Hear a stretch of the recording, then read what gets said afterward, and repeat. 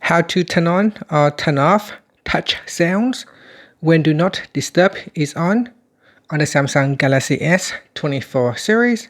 First, tap on the home button to go back to the home screen. Then from the home screen, swipe down at the top, then tap on the settings icon. Next, in the settings page, scroll down, then tap on notifications. Next, go down and tap on Do Not Disturb.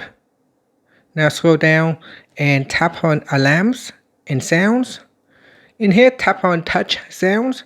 Tap on the toggle button to allow or don't allow touch sounds when Do Not Disturb is turned on.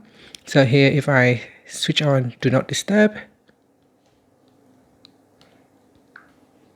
you can see that when I touch on the screen, it will make that touch sound noise. So if I turn on certain things in here, you can see it turn on and turn off, it makes that sound. If I go into my notifications and switch it off, now Do Not Disturb is turned on at the moment, and if I tap on the screen now, it does not make that touch noise.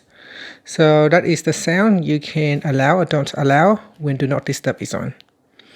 And that's it. Finally, you can tap on the home button to go back to the home screen. Thank you for watching this video. Please like and subscribe to my channel for more videos.